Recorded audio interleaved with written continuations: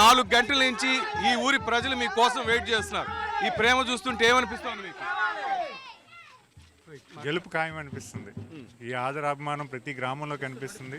ప్రత్యేకించి మహిళలు, అక్క చెల్లెమ్మలతో, అలాగే యువకులతో ఎక్కువగా నాకు అనిపిస్తుంది. ఎందుకంటే మార్పు అనేది వాళ్ళు కోరుకుంటున్నారు. మార్పు అనేది నియోజకవర్గంలోనే కాదు, రాష్ట్రం అంతా కోరుకుంటానని భావిస్తున్నాను. సార్, నేను వస్తుంటే ఇక్కడ చాలా మంది పెద్దవాళ్ళని కలిశాను.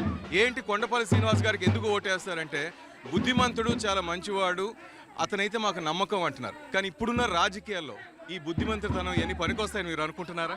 ఏమో ప్రజలు మార్పు కోరుకుంటున్నారేమో, అలా కూడా భావించవచ్చు కదా. ప్రజలు వాళ్ళు మంచి వాళ్ళని కోరుకుంటున్నారేమో. తాతయ్య గారు మంచితనం మీదే రాజకీయాలు చేసేవారు. అదే ప్లాట్ఫామ్ మీద నేను పనిచేయడానికి అవుతున్నాను. అదే ప్లాట్ఫామ్ మీద యాక్సెప్ట్ చేస్తున్నారేమో అని నేను భావిస్తున్నాను. కానీ ధైర్యంగా చెప్తున్నారు వాళ్ళు, టీడీపీకే ఓటేస్తాం సార్ అని ధైర్యంగా చెప్తున్నారు. ఏమిటా దమ్ము వాళ్ళకి? ఏమిటి మీ మీద అంత నమ్మకం వాళ్ళకి? కుటుంబం మీద నమ్మకం. గత 40 సంవత్సరాలుగా తాతయ్య గారు, బాబాయ్ గారు, నాన్నగారు అందరూ చేశారు.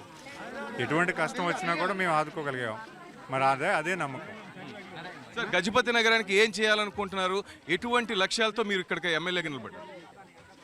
లోకల్ మేనిఫెస్టో అనేది వేసుకున్నాను నేను.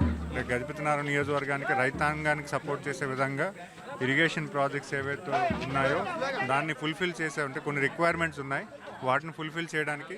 అదేవిధంగా అభివృద్ధి అనేది ఇండస్ట్రియల్ గ్రోత్, ఎంప్లాయ్మెంట్ క్రియేట్ చేసే విధంగా ఈ నియోజకవర్గం అయితే కొంచెం వాక్యూమ్ ఉంది.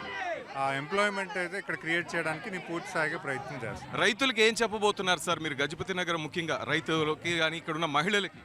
అంటే రైతాంగానికి ఈరోజు కావాల్సింది ఏంటంటే water facility, at the same time కొంత టెక్నాలజీ అడాప్షన్ అనేది కావాలి.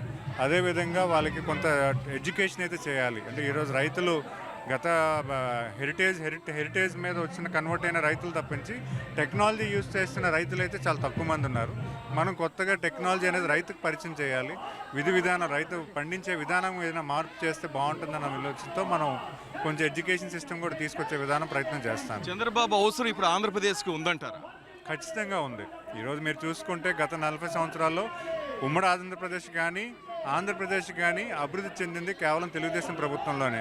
మనం ఒక్క ఛాన్స్ అని అవకాశం ఇచ్చి రాష్ట్రాన్ని 20 సంవత్సరాలు వెనక్కి తీసుకెళ్ళిపోయాం. మరి ఈరోజు మరి ఇంకో ఛాన్స్ ఇస్తే ఇంకొక 40 సంవత్సరాలు వెనక్కి వెళ్ళిపోయే పరిస్థితి ఉంది. ఇంకోసారి ఆ తప్పు చేయకూడదని యావత్ ప్రజానికం కోరుకుంటున్నారు. ఫైనల్గా గజపతి నగరం ప్రజలకి ఏం కోరుకుంటున్నారు? వాళ్ళ నుంచి మీరు ఏం కోరుకుంటున్నారు? ఈసారి ఎన్ని వేల మెజార్టీతో మీరు గెలుస్తారనుకుంటున్నారు? గజపతి నగరం నియోజకవర్గానికి ఒకటే నేను అడుగుతున్నాను. మా కుటుంబం గత 40 సంవత్సరాలుగా ప్రజాసేవలోనే ఉంది. మేము ఎటువంటి ఆర్థికపరమైనటువంటి లోటుపాట్లు మేము వెళ్ళలేదు. కేవలం మీ తాలూకు ప్రేమాభిమానాలను సంపాదించే విధంగా మేము పనిచేస్తున్నాం.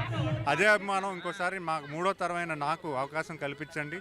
నేను 40 సంవత్సరాలు మీ అందరికీ సేవ చేసుకొని నేను ఇంకో 5 ఏళ్ళు పనిచేసి నా పనితనం నచ్చితే ఇంకో అవకాశం కల్పించమని కోరుకుంటున్నాను. సార్, పెత్తందారులకి ప్రజలకి మధ్య జరుగుతున్న ఫైట్ అని జగన్ అంటున్నారు. కానీ మొత్తం మీద చూస్తుంటే ఆంధ్రప్రదేశ్లో మార్పు వస్తుంది మీరు అనుకుంటున్నారు?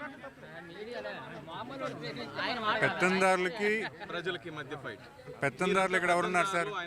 ఇక్కడ పెత్తందారులు ఎవరున్నారు సార్? వాళ్ళే కదా కార్పొరేట్స్ అంతా, వాళ్ళే పెత్తందారులు. ప్రజలు కూడా ప్రజలు సామాన్యులు. ఈరోజు ప్రజలకి ఏముందండి? ఈరోజు ఎటువంటి అభివృద్ధి రాష్ట్రానికి చేకూర్చారు? నిజం చెప్పుకుంటే ఎటువంటి ఇండస్ట్రీస్ వచ్చారు? అభివృద్ధి అంటే ఎంప్లాయ్మెంట్ ఏమైనా క్రియేట్ చేశారా?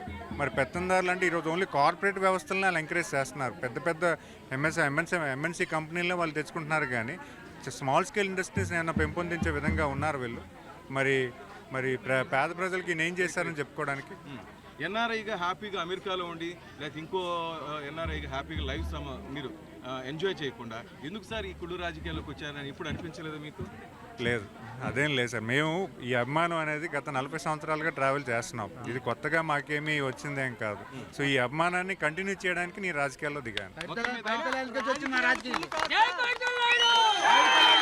మొత్తం మీద ఈ కురుక్షేత్ర యుద్ధంలో వాళ్ళు అంటున్నట్టుగా అందరూ అంటున్నట్టుగా కురుక్షేత్ర యుద్ధంలో గజపతి దగ్గర నుంచి గెలిచి ఈ గిఫ్ట్ మీరు చంద్రబాబుకి అందించబోతున్నారు. ఖచ్చితంగా అది చంద్రబాబు నాయుడు గారికి ఇదే మా birthday gift. Right, thank you sir and all the best sir. Good luck sir.